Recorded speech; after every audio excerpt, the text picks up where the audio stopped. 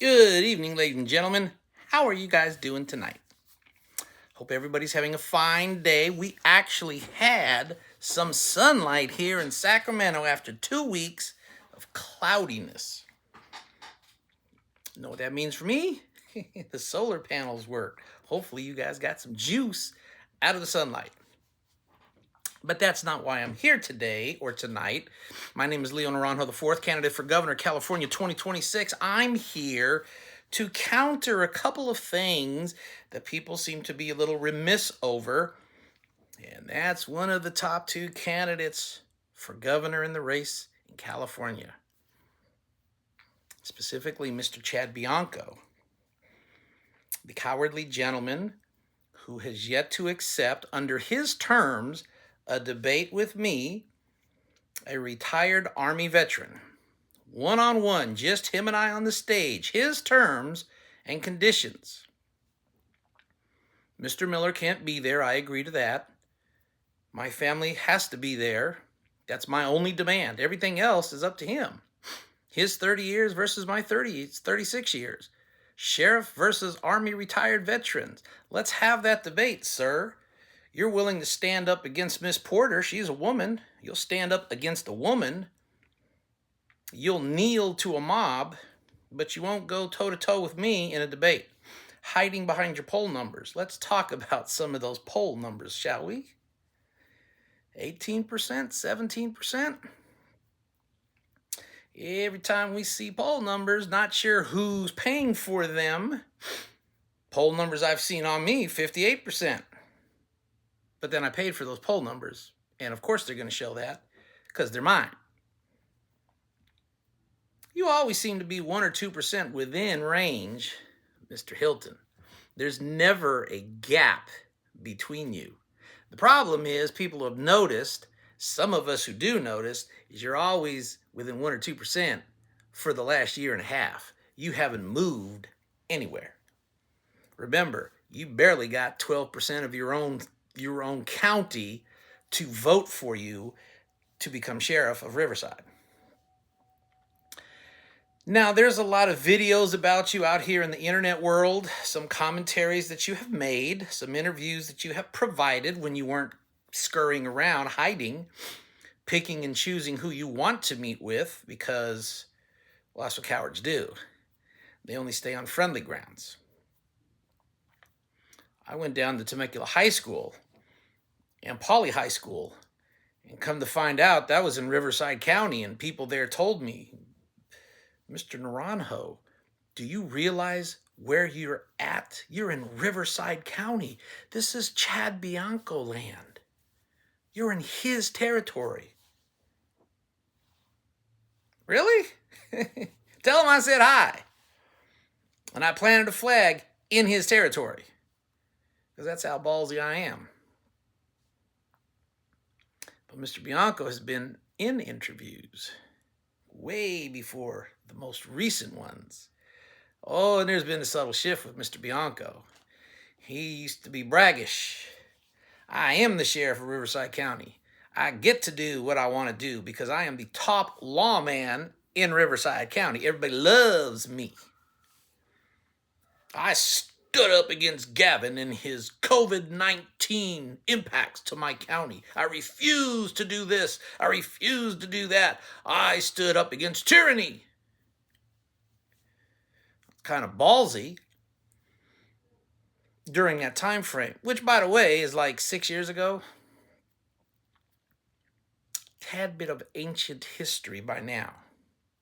But you hold on to that, sir. You're good at that. You're good at holding on to things. You did that.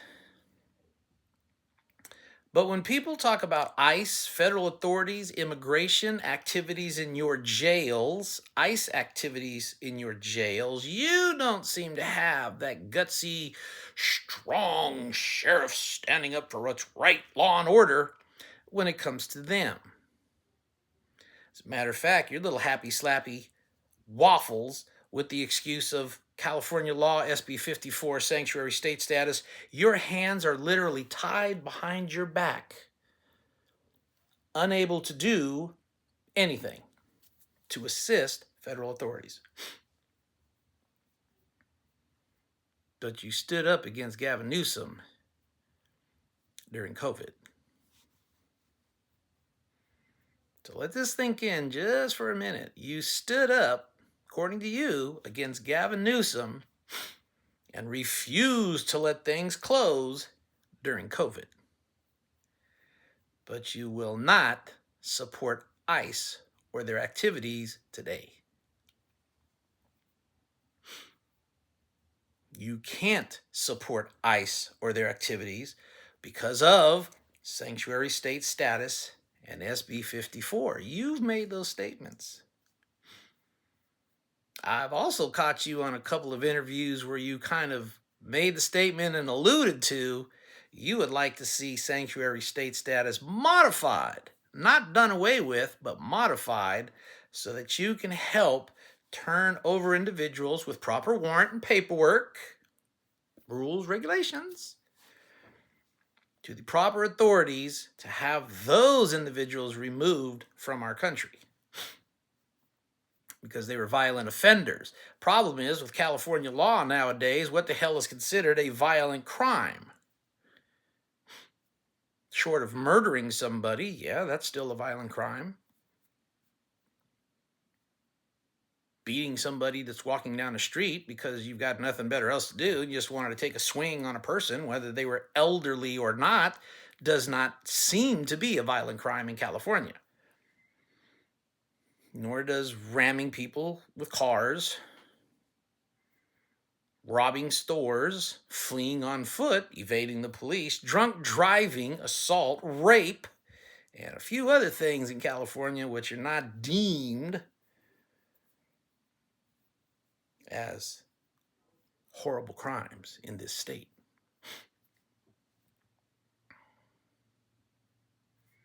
Got to fix that too, sir. I'll be working with the lawyers, and the law enforcement and the citizens groups. Those are my stakeholders, citizens first, and the legislature to start to peel apart those laws that they have deemed don't fit and qualify for violent offenses.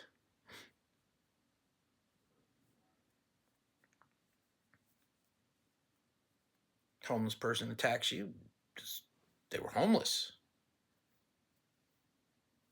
Somebody got injured. Well, yeah, but they were homeless, Leo. I mean, what do you want to do? What you want to do is you want to lock them up, you want to get them help, and we're not going to wait around for them to ask for it.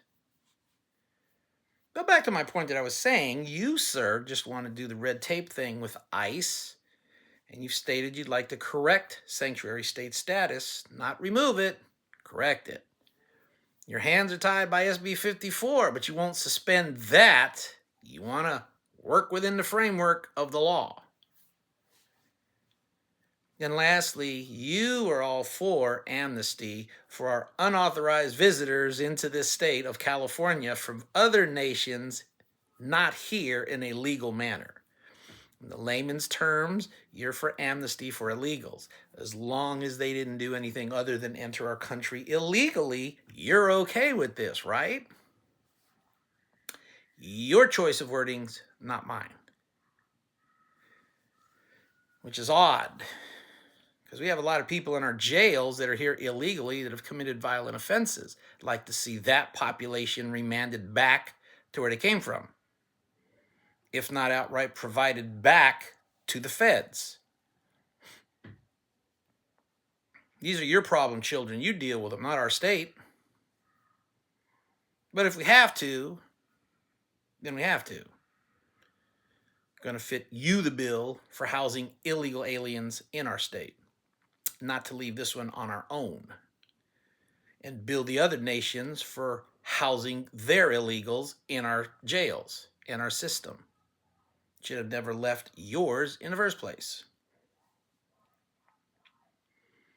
If we have 15 million illegals here and 500,000 of them are actually deported or self-deported, you would be okay for allowing the other 14.5 million an opportunity to obtain citizenship as you would grant it as amnesty.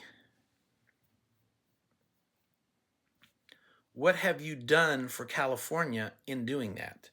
What have you done for the citizens of this state for doing that?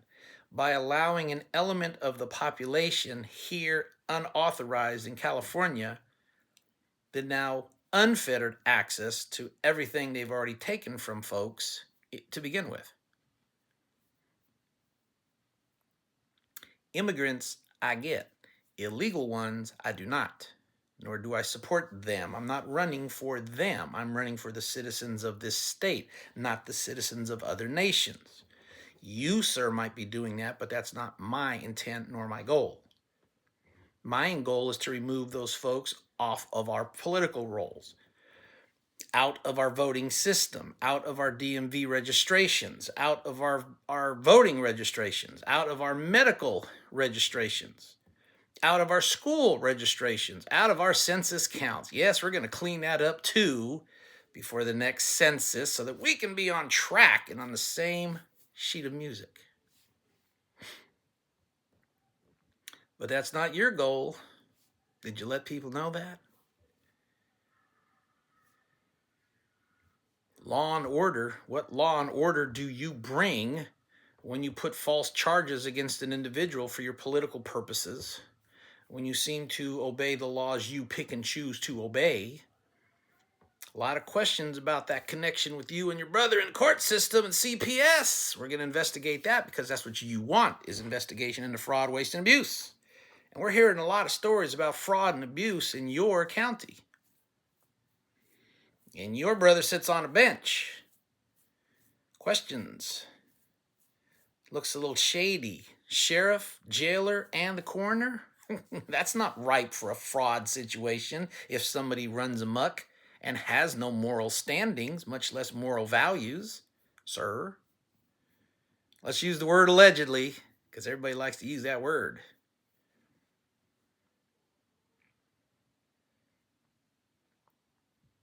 See the riots going on in Minnesota since they popped another one.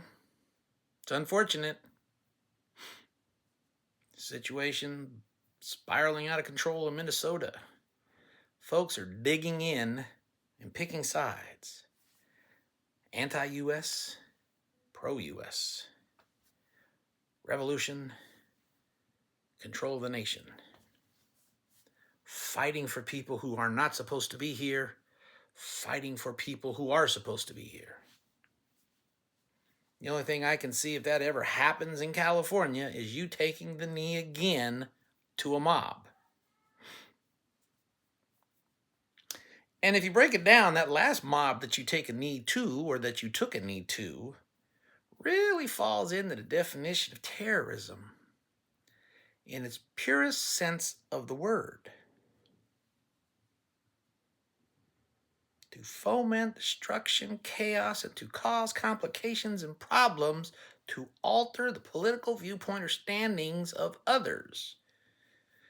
Any means necessary, not through the legal process. That's kind of sort of what terrorists do.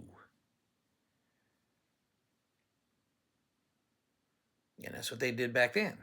Since we're remissing about COVID, let's remiss about that. You bended a knee to the mob. You might have thought you were praying with Jesus.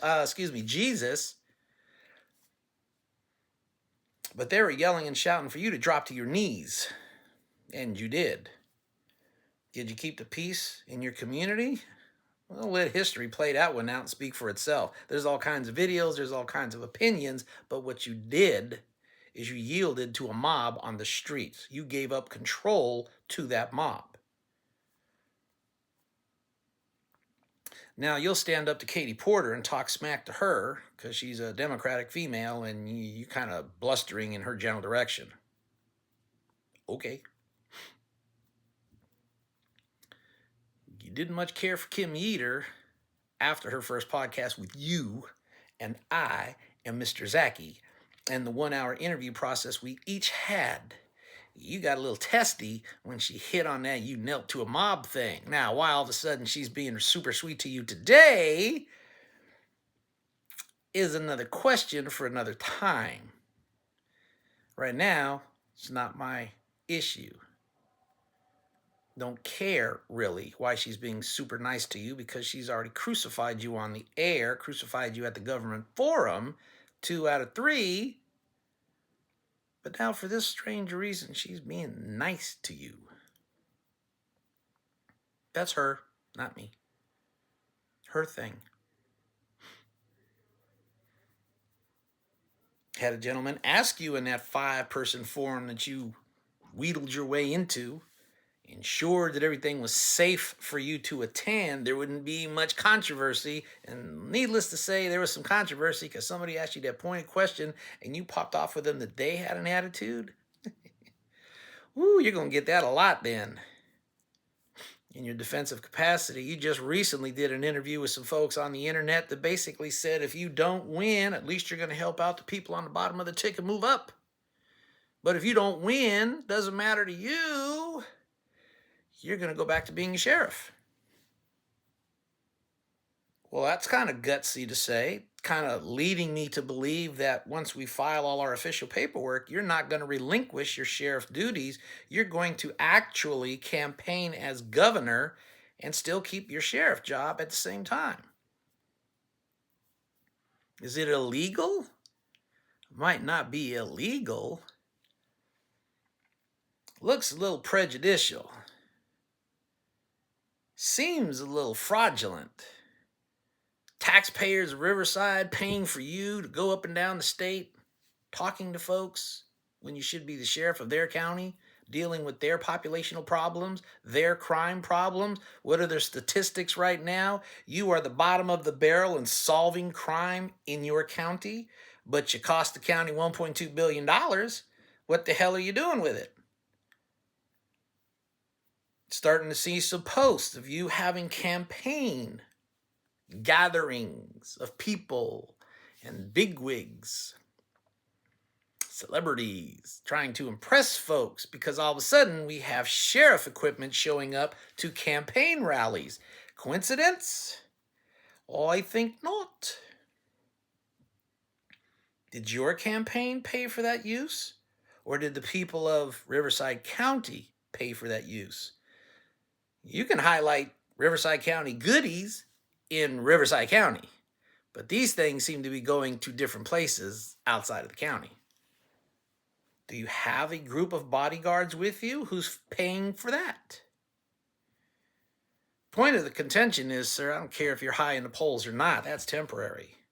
Enjoy the moment. At some point in time, you're going to have to stop running and start sitting down with candidates looking to debate you, because I'm pretty sure people want to know where you are, where you stand on certain topics. I already know where you are, where you stand. You don't, you kneel.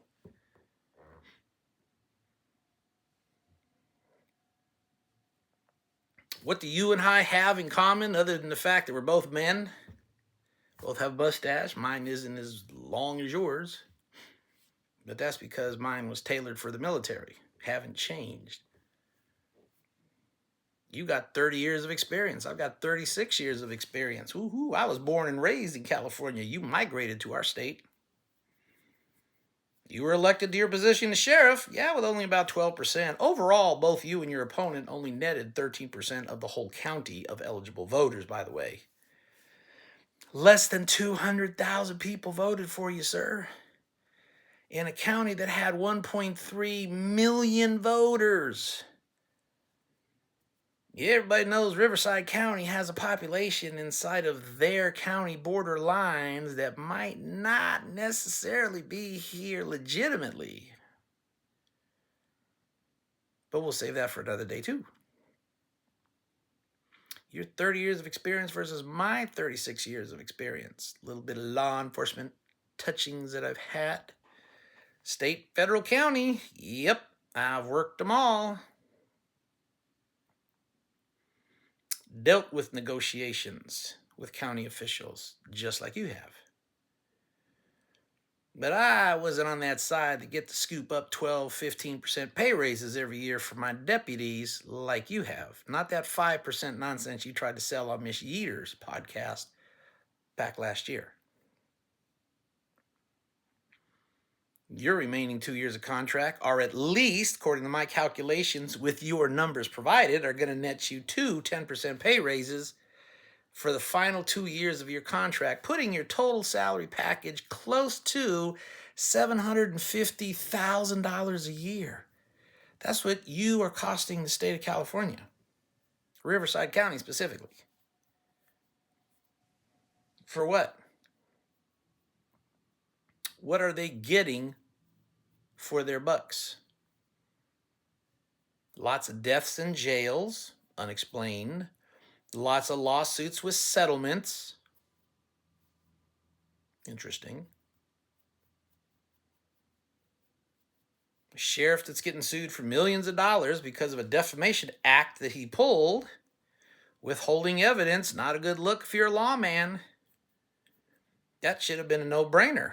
If you had the evidence like that and you want to crush that, it should have been very simple. I don't need to be a lawyer for that one. Here's the proof that Mr. Miller was guilty. Wham, bam, thank you, ma'am. It's a done deal. But you are playing gotcha games. And blocking out certain things from what I hear, allegedly. Making statements, allegedly. President of the United States of America said there was no assassination attempt, but you continue with the process that there was. Who's the fool? The target or you? And now the projection is that you're number 1 or 2. My. All of a sudden, all the pundits aren't worried about only one guy being in the race. Shocked that there was 2. That's what I've said all along. Trying to put 2 candidates into the race. Still looking for them. That's just my opinion. You haven't cleared very far up the food chain in percentage points. Nearly 35% still don't care. But those are polls, and we already know what polls are all about. The poll said Donald Trump was never going to lose 2020, and Hillary Clinton was supposed to be our president in 2016. What happened to those polls? Polls are numbers that can be shaped to say whatever you want them to say. And like I said, you always seem to be just a point or 2 above Mr. Hilton. Well, that's kind of interesting because neither one of you ever go very high or much higher than where you're at, which is anywhere between 12 and 18%. But Mr. Hilton got a 35% bump in there somewhere. I noticed you didn't counter with your own hypervelocity poll. I found that to be quite funny. Will you drop out at some point? I believe you will. That contract that you have with the sheriff's department is too lucrative to give up for a job being governor, unless, of course, you're really moldable like Play-Doh, and that's what the Dems, the Democrat Party, wants to do, because we've seen that before. Adam Schiff was really good about that one, is pumping money into a campaign for an opponent that everybody knows can be beaten by the Democrats, especially if they're focused and zeroed in. And you, sir, are the weak link, in my opinion.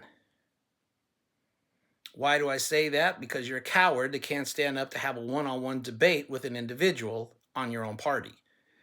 You can't stand up to me. What do you think they're going to do when they get you on a stage? And right now, they've already punked you once in Stockton. Mr. Thurman punked you in L.A., and that was only a 30-minute question and answer period.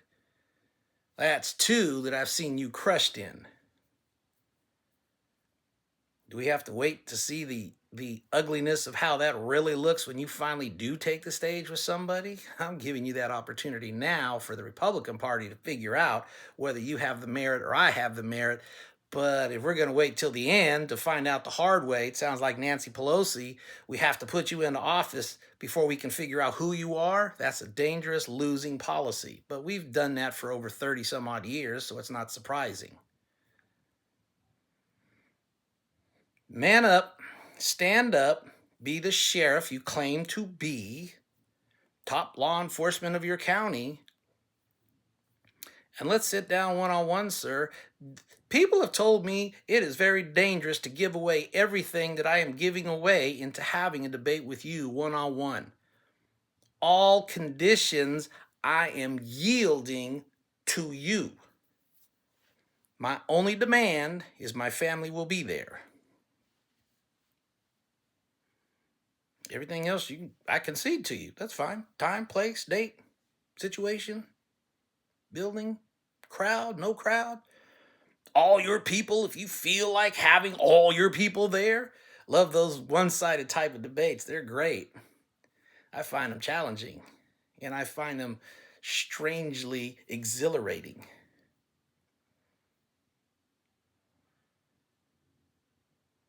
Teamwork, how does a team go? Let me tell you about teamwork and me.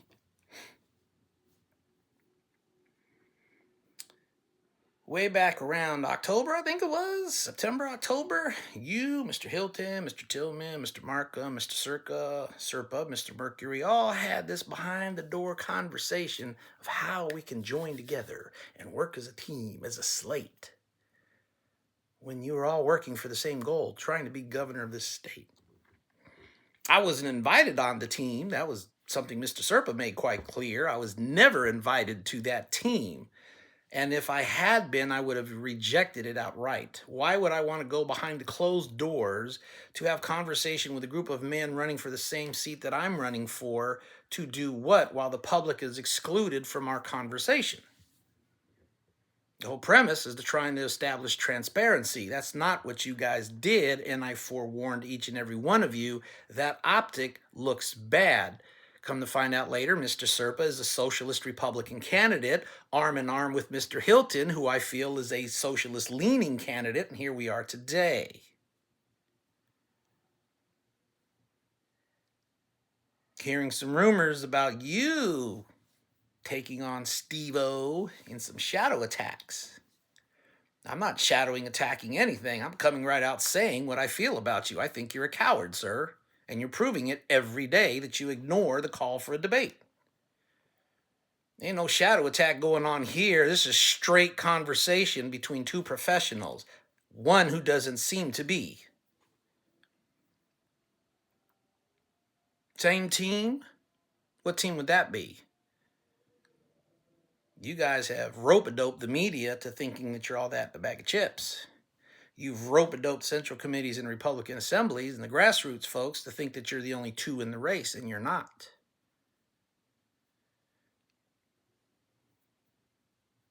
Again, I kind of find it exhilarating proving the point that you're not all that in a bag of chips.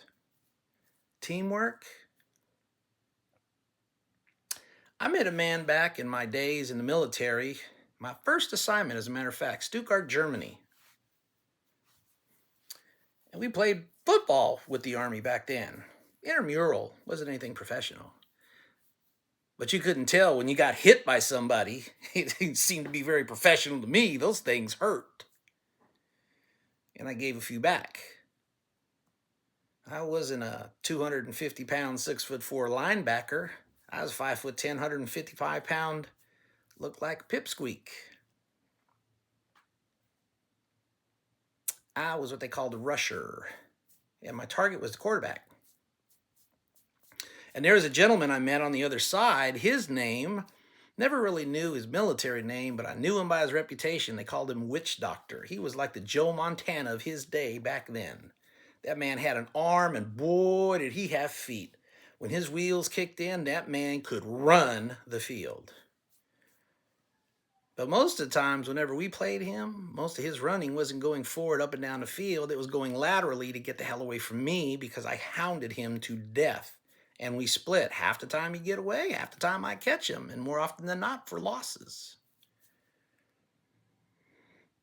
I left Stuttgart after 4 years, returned to the States, and I was assigned to Fort Dix, New Jersey. And lo and behold, when I got out and about, looking around my environment, who did I meet up with? Witch Doctor. Durando, is that you? Witch Doctor, is that you? Oh my God, long time no see, blah, blah, blah. Guy, you playing football? Yes, I am. I'm assigned to headquarters company. Where are you playing? Well, I'm assigned to headquarters company, the Witch Doctor told me. Alpha. You're across the street? Yes, I am. Ooh. And the Witch Doctor looked at me and he said, Leo, are you going to play on our team? I knew what this man was capable of on a football field. He winded the hell out of me chasing him all the time, too. But I looked him dead in the eye and I said, dude, I'm assigned to headquarters company. You're assigned to alpha company. And as much as I like how you play, I'm not going to cross the field against the team I'm with. This is where I started. This is where I'll end, win, lose, or draw. I don't quit like that. That's not me. He sunk his head, lowered his eyes, looked back up, looked me dead in my face, put his hand on my shoulder, and he says, well, I just want you to know, I'm going to tell my team to break your legs because I'm not going to have you run me up and down the field like you did in Germany. I thought it was a little bit funny till the first time we played against his team, and his linemen almost put me in a hospital because they were serious on trying to take me out. That's how impactful I was against that man and his team. And as a captain on our defensive team, very impactful against their team in its entirety. And the very first year that he came onto that post and he established his reputation, thankfully for my side, we won post-championship from a team that had never before been beaten on that duty station, in that post. Alpha Company was the reigning champs for years until about 1985.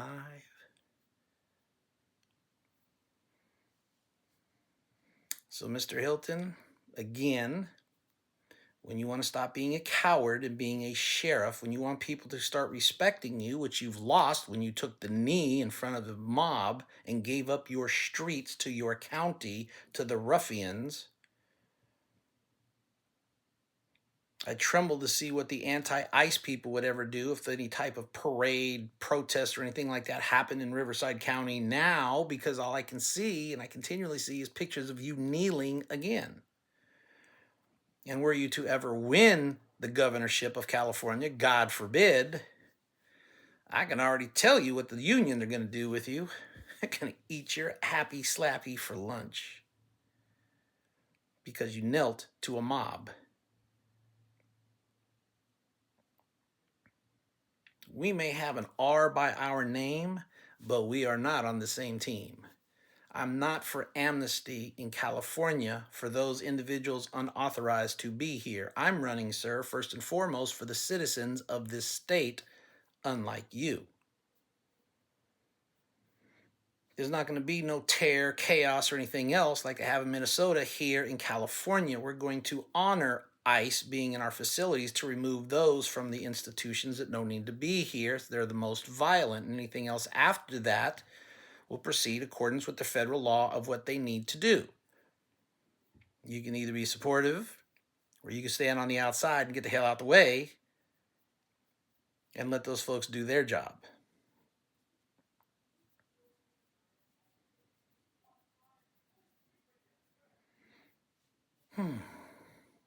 I feel good. I hope you feel good. Because debating with you, I'm going to enjoy that opportunity. Pat Nixon seems to be a very prestigious group. Invites are going out. I hope you attend. Because while I'm trying to get you to acknowledge a challenge, you seem to be very cowardly in ignoring it. All kinds of excuses why you're not getting the message. Well, if you're at the same place that I am come March, you're going to get that message because there's not going to be anywhere else you can run unless you fail to show up, which you've done also. But I wouldn't do it this time. Challenge is there. Army retired veteran versus a sheriff. Your 30 years of experience versus my 36 years of experience. Let the chips fall where they may. Let the voters decide, not the consultants. And you, sir, need to stop running away and hiding behind poll numbers. You're looking like Kamala Harris in a dress, and you're acting like Joe Biden in the basement. There aren't sneaky little snips like I hear you doing on the Hilton campaign. I'm coming straight at you. My name is Leo Naranjo IV. God bless you all. Have a great evening. We'll talk to you soon.